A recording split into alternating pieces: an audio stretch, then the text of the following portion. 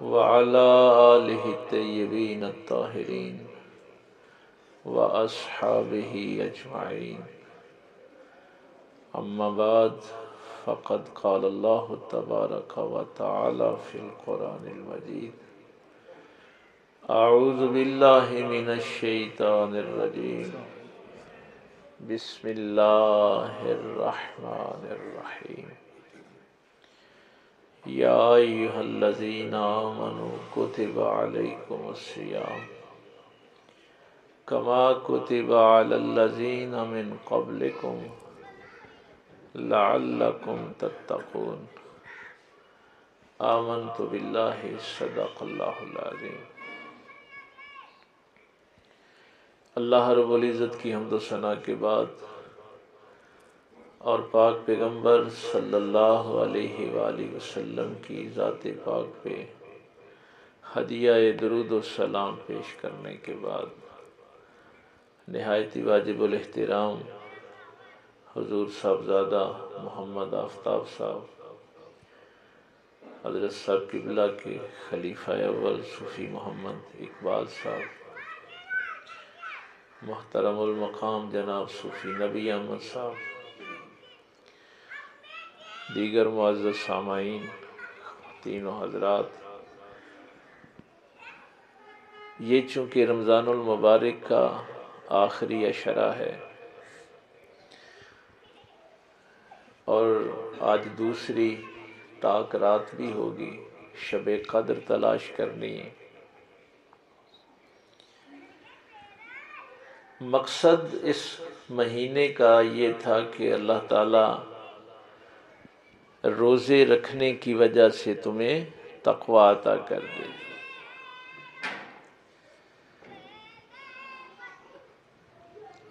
نعیم صاحب تلاوت کر رہے تھے تو وہ آیت انہوں نے ایک پڑھی: وَإِذَا أَنْعَمْنَا عَلَى الْإِنسَانِ أَعْرَضَ وَنَأَىٰ بِجَانِبِهِ.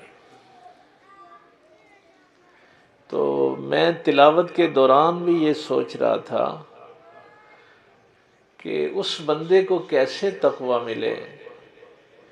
اللہ فرماتا ہے کہ ہم نعمتیں دیتے ہیں، زندگی کی نعمت دی، صحت تندرستی دی، دیکھنے کے لیے آنکھیں دی، وَهَدَيْنَاهُ النَّجْدَيْنِ، دونوں راستے دکھائے، شفتین، دو ہونٹ عطا کیے، أَلَمْ نَجْعَلْ لَهُ عَيْنَيْنِ وَلِسَانًا وَشَفَتَيْنِ، زبان عطا کی گفتگو کے لیے، ضمیر بیان کرنے کے لیے، پھر ساری کائنات کو تیری خدمت میں لگا دیا، سورج، چاند، ستارے، زمین، جانور سب تیری خدمت کر رہے ہیں. تو اللہ فرماتا ہے وَإِذَا أَنْعَمْنَا عَلَى الْإِنسَانِ، یہاں انسان کی بات ہو رہی ہے کہ جب ہم انسان کو نعمتیں دیتے ہیں، نوازتے ہیں،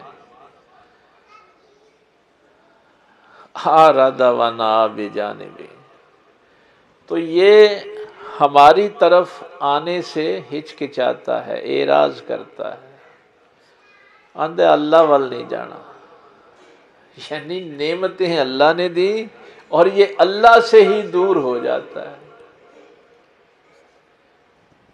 اللہ نے گاڑی دی تو چاہیے تو یہ تھا کہ اللہ کی بارگاہ میں سجدہ ریز ہو جاتا، شکر ادا کرتا. وہ کہتا ہے نہیں، اس گاڑی میں بیٹھ کے گانے سننے ہیں، شراب پینی ہے. بھئی پتہ چلے نا کہ میرے پاس کار ہے. نعمتیں دیتے ہیں تو الٹی سیدھی پارٹیاں شروع کر دیتا ہے. وہ نعمتیں اللہ کی راہ میں خرچ نہیں کرتا، حالانکہ دی ہوئی اللہ کی ہیں. ہائے ہائے ہائے. وَإِذَا مَسَّهُ الشَّرُّ، جب ہم اس کی تھوڑی سی پکڑ کرتے ہیں، اس کو شر جو ہے نا وہ مس کرتا ہے، تکلیف آتی ہے تھوڑی سی. کانا یعوسا، تو نا امید ہو جاتا ہے، کہندے ہن تے سارے ہی راہ بند ہو گئے، کوئی رستہ نظر ہی نہیں آتا۔ تو یہاں اللہ تعالیٰ یہ فرما رہا ہے کہ وہ انسان جو ہے اس کو تقوی نہیں ملتا، یعنی اللہ نے نعمتیں دیں تو اللہ سے دور ہو گیا تب بھی جہنمی ہوا، اور اگر آزمائش آئی تو مایوس ہو گیا پھر بھی جہنمی ہوا، اللہ کی رحمت سے ہی نا امید ہو گیا کہ اب ہو ہی کچھ نہیں سکتا۔ تو دو چیزیں جو ہیں یہ آج آپ نے کوشش کرنی ہے کہ سیکھ کر جائیں۔ یہ کیفیت کب آتی ہے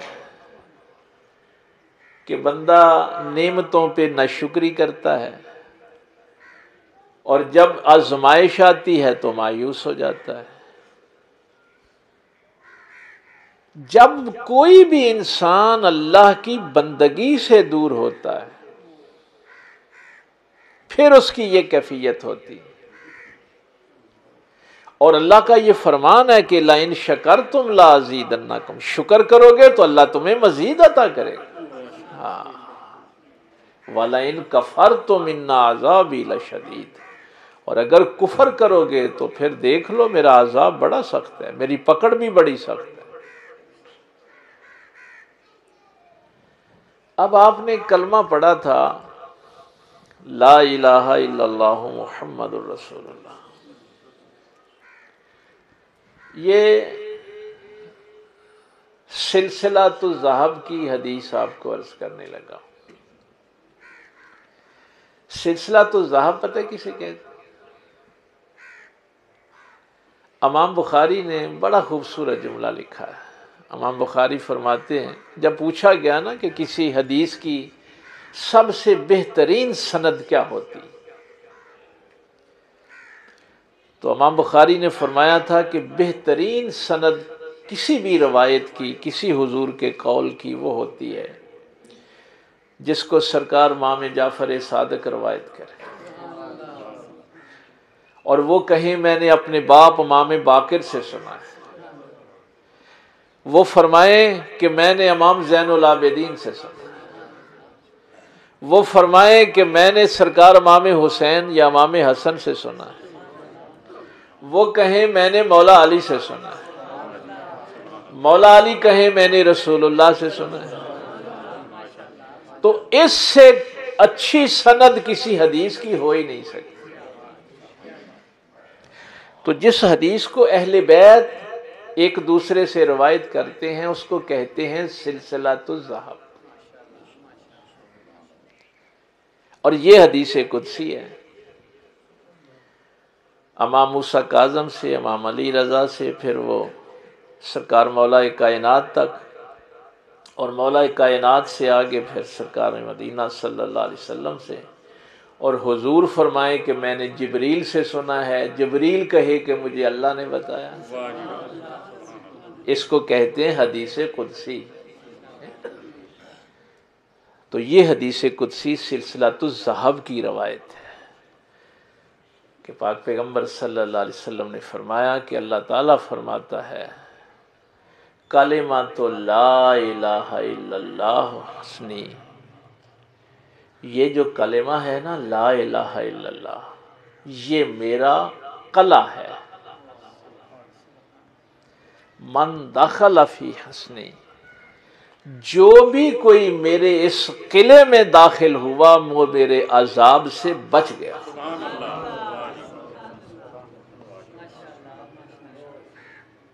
یہ کلمہ لا الہ الا اللہ جو ہے نا، اسی لیے اس صحابی نے جب پوچھا تھا کہ یا رسول اللہ صلی اللہ علیہ وسلم میں نے تو بڑے جرم کیے ہیں، فرمایا زمین و آسمان کے برابر بھی تیرے گناہ ہوں، جب تو صدق دل سے کلمہ لا الہ الا اللہ محمد الرسول اللہ پڑھتا ہے تو زمین و آسمان بھی اگر دوسرے پلڑے میں ہوں تو یہ کلمہ بھاری ہوتا ہے۔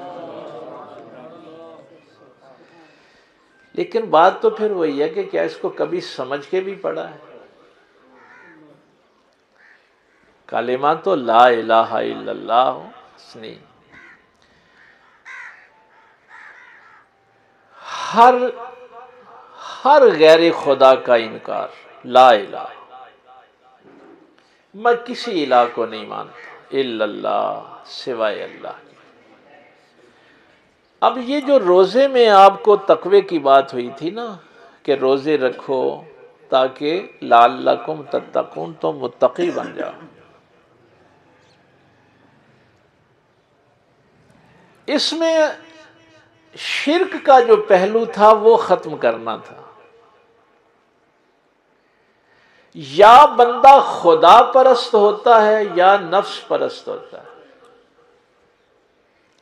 جو خدا پرست ہوتا ہے وہ نفس پرست نہیں ہو سکتا، اور جو نفس پرست ہوتا ہے وہ خدا پرست نہیں ہوتا۔ جو خدا پرست ہوتا ہے وہ ہوس پرست نہیں ہوتا، وہ لالچی نہیں ہوتا۔ جو خدا پرست ہوتا ہے وہ سرمایہ پرست نہیں ہوتا۔ جو خدا پرست ہوتا ہے وہ شہوت پرست نہیں ہوتا۔ اور اب اس کو دوسرے اینگل سے دیکھیں گے، اب جو بھی کوئی انسان شہوت پرست ہے وہ خدا پرست نہیں، جو سرمایہ پرست ہے وہ خدا پرست نہیں، جو ہوس پرست اور نفس پرست ہے وہ خدا کا دشمن ہے۔ تو اللہ کے اس قلعے میں جب کوئی داخل ہوتا ہے تو پھر وہ صرف خدا پرست ہوتا ہے، وہ کسی اور شے کی پرستش نہیں کرتا۔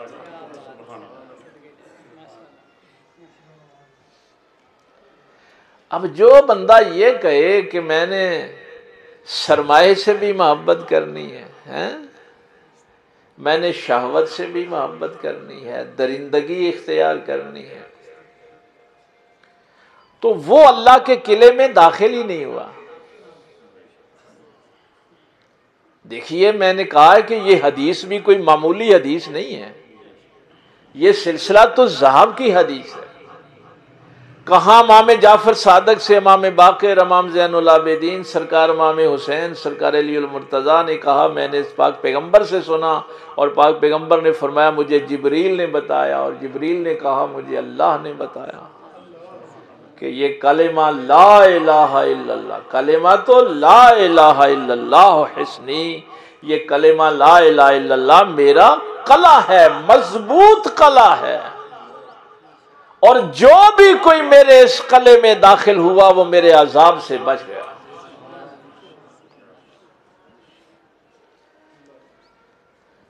اب روزے میں کیا تھا کہ روزے کی حالت میں تو نے حلال چیزیں بھی نہیں کھانی، اپنی حلال بیوی کے پاس بھی نہیں جانا۔ کئی دفعہ یہ جو میں بات آپ سے کرتا ہوں کہ قرآن کی ایک آیت کا ترجمہ جو ایک لائن میں ہوتا ہے نا، وہ قرآن کا مفہوم ادا نہیں کرتا، نہ حدیث کا مفہوم ادا کرتا۔ یہ تہداریاں تحت الثری سے ثریا تک ہیں قرآن و حدیث کی۔ اچھا اس کی بھی میں ایک مثال آپ کو عرض کروں۔ حضرت ابو ہریرہ رضی اللہ تعالیٰ عنہ اس کی روایت کرتے ہیں۔ دیکھیے ایک آپ لوگ ہیں یہاں محفل میں بیٹھے ہیں، آپ میرا اشارہ کنایا میری آنکھوں کے اشارے کو دیکھتے ہیں، میں کیا کہہ رہا ہوں۔ ایک وہ شخص جسے آپ جا کے بتائیں گے وہ اس محفل کی کیفیت سے واقف نہیں ہے۔ جو فرمان صحابہ نے سنے ہیں اس محفل کی کیفیت کو وہ صحابہ جانتے ہیں، ہم نہیں جانتے کس کیفیت کے ساتھ انہوں نے رسول اللہ صلی اللہ علیہ وسلم کی گفتگو سنی۔ سرکار ابو ہریرہ فرماتے ہیں کہ ایک شخص آیا، اس نے کہا یا رسول اللہ صلی اللہ علیہ وسلم کیا میں روزے کی حالت میں اپنی بیوی کے پاس بیٹھ جایا کروں؟ سرکار نے فرمایا بیٹھ جایا کرو۔ تھوڑی دیر کے بعد ایک اور شخص آ گیا، اس نے کہا یا رسول اللہ صلی اللہ علیہ وسلم کیا میں اپنی بیوی کے پاس روزے کی حالت میں بیٹھ سکتا؟ آپ نے فرمایا نہیں بیٹھ سکتا۔ اب دیکھیے نا، مثلاً ایک روایت ہے، آپ نے صرف وہ روایت پڑھی ہے، آپ کو کیا پتا چلے کہ یہ کیا ہو گیا کہ ایک بندے کو کہا کہ بیٹھ سکتا ہے، ایک کو کہا نہیں بیٹھ سکتا۔ تو اب اس پوچھنے والے نے حضرت ابو ہریرہ رضی اللہ تعالیٰ عنہ سے پوچھا کہ یہ کیسے ممکن ہے کہ ایک ہی کام ہے، ایک بندے کو اجازت ہے، ایک کو نہیں اجازت۔ حضرت ابو ہریرہ رضی اللہ تعالیٰ عنہ نے فرمایا کہ تو اس محفل میں موجود نہیں تھا نا، وہ جو پہلا شخص تھا پوچھنے والا وہ بوڑھا آدمی تھا، اور دوسرا جو تھا وہ جوان آدمی تھا۔ اب اس کیفیت کو تو ابو ہریرہ جانتے ہیں نا، اس محفل میں بات ہوئی اور کیسے ہوئی۔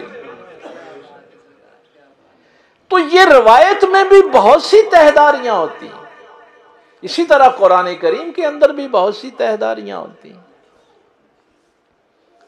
تو روزہ آپ کو کیوں رکھوایا تھا کہ آپ اپنی حلال بیوی کے پاس بھی نہیں جا سکتے، آپ حلال کھانا بھی نہیں کھا سکتے۔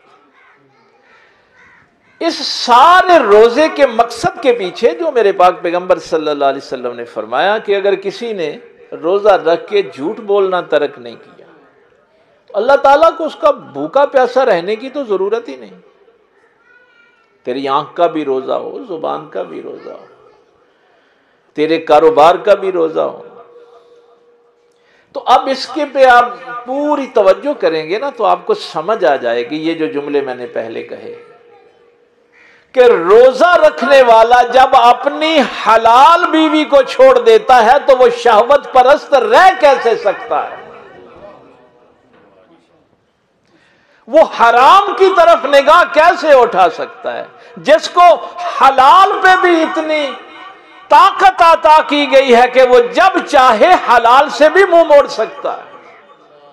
یہ ہے وہ خدا پرست جو خدا کے لیے حلال بیوی بھی چھوڑ دیتا۔ اس لیے میں نے کہا ہے کہ خدا پرست شہوت پرست نہیں ہوتا، خدا پرست نفس پرست نہیں ہوتا، خدا پرست سرمایہ پرست نہیں ہوتا۔ جو افطاری کا اہتمام کرے گا، لوگوں کو کھانا کھلانے کی رغبت دلائے گا، جو لوگوں کے پاس اپنا سرمایہ لے کے جائے گا، وہ خدا پرست ہوگا، وہ سرمایہ پرست نہیں رہے گا۔ تو ایک روزہ آپ کو اللہ کے کتنا قریب کر دیتا ہے۔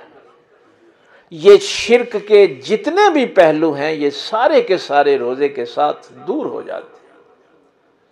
آپ ایک خدا، اسی لیے کہا جاتا ہے کہ یہ جو روزہ ہے نا، روزہ عشق ہے اللہ کی ذات کے ساتھ۔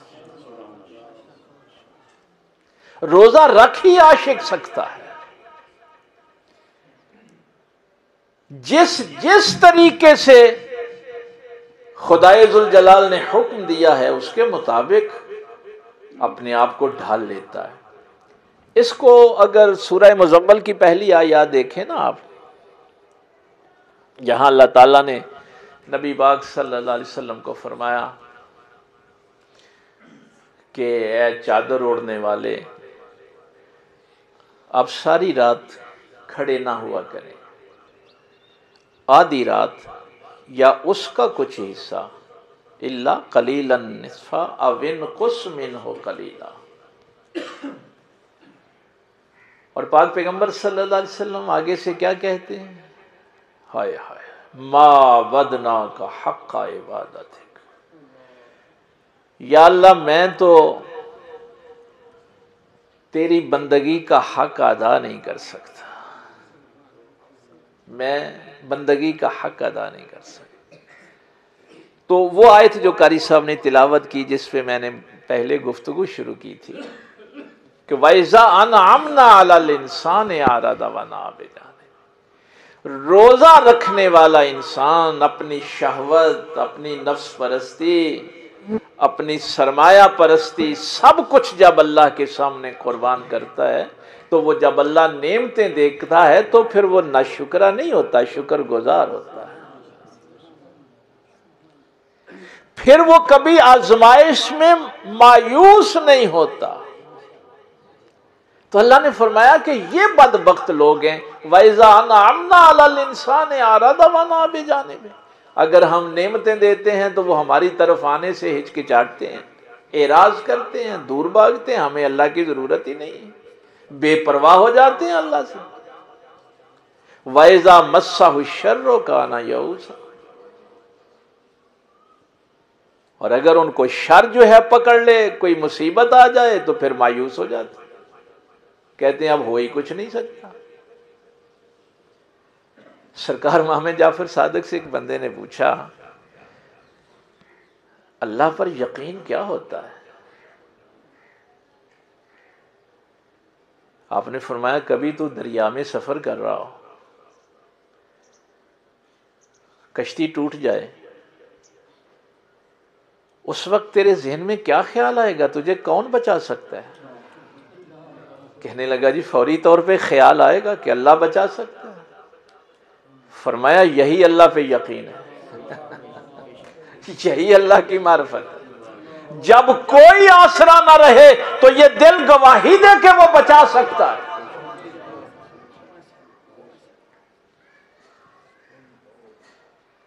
ہاں ہاں,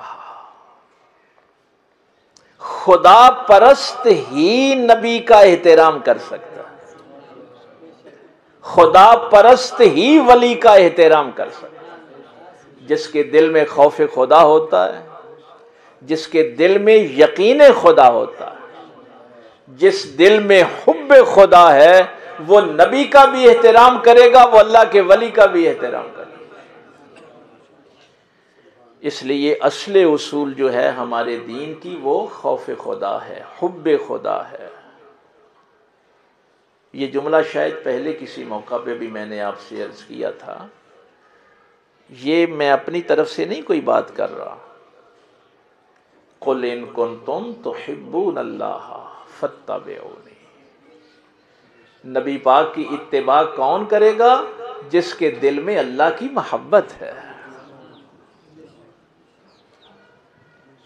یہ قرآن کہہ رہا ہے نبی پاک کی غلامی وہ اختیار کرے گا, حضور کے احکامات پہ عمل وہ کرے گا جس کے دل میں اللہ کی محبت ہے.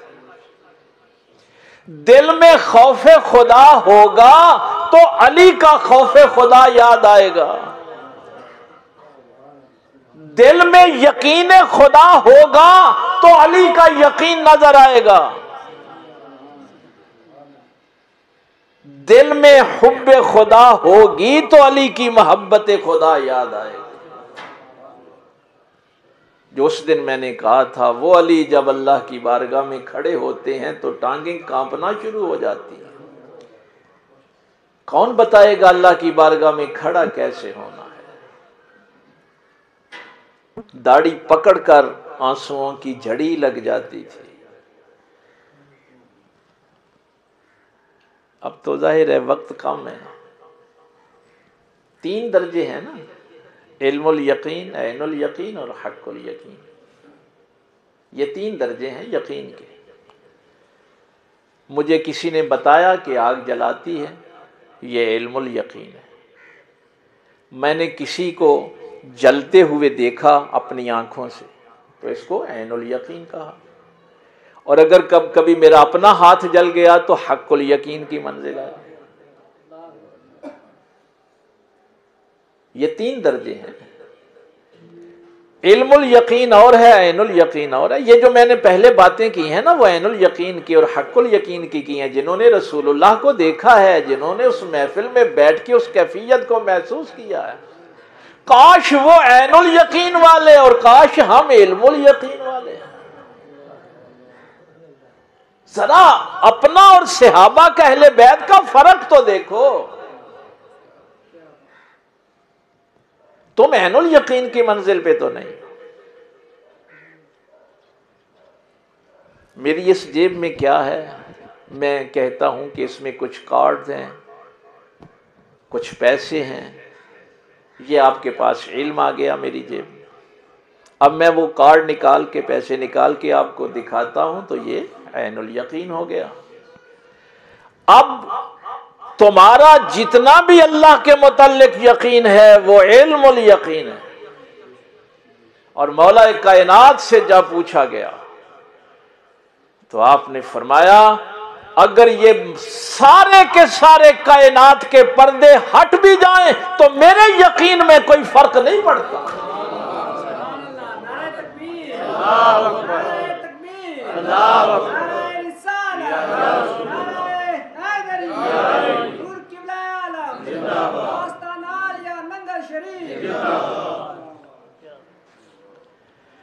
اس کو پھر لکھا ہے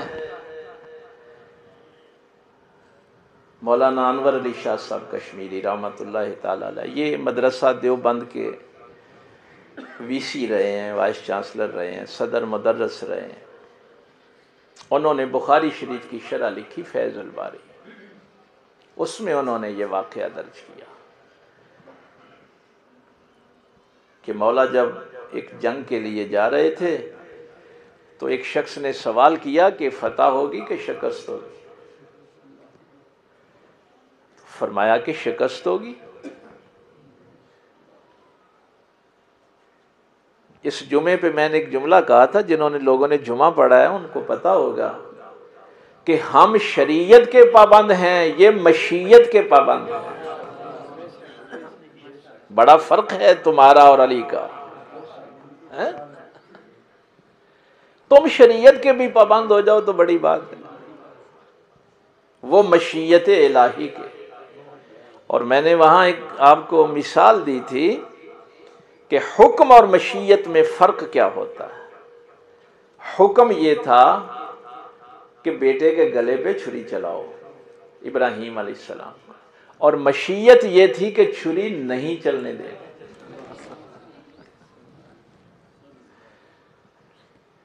حکم یہ تھا لا تقربا هذه الشجرہ، تھا اس درخت کے قریب نہیں جانا، لیکن مشیت یہ تھی کہ جانا ہے.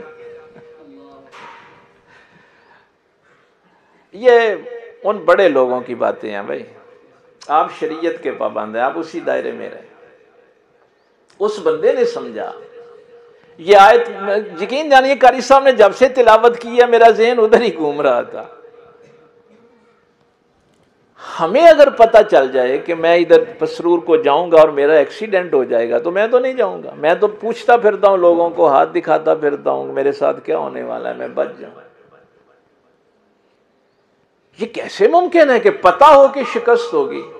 اس بندے نے کہا کہ شاید مجھ سے مذاق کیا یا میرا ایمان ٹیسٹ کر رہے ہیں کہ بھلا یہ کیا کہتا ہے. بہرحال وقت کم رہ گیا ہے، میں اشارے ایک دو کر دیتا ہوں. وہاں پہنچے، جنگ ہوئی، شکست ہو گئی. واپسی پہ اس شخص نے پوچھا مولا اگر پتا تھا شکست ہونی ہے. یہ فیض الباری کے اندر مولانا انور علی شاہ صاحب نے لکھا ہے اس واقعہ. تو پھر ہم یہاں بندے مروانے آئے تھے، نقصان کروانے آئے تھے. وہ جو میں نے کہا ہے نا یقین خدا کی بات، جس کا خدا پہ یقین ہوگا وہی کسی ولی کا احترام کر سکتا ہے، دوسرا نہیں کر سکتا. آپ نے فرمایا یہ علم اللہ نے تجھے تو نہیں دیا، تجھے تو نہیں اللہ نے بتایا تھا کہ وہاں جاؤ گے تو شکست ہوگی. یہ علم اللہ صرف ان کو عطا کرتا ہے جو اس کی رضا پہ راضی رہتے ہیں.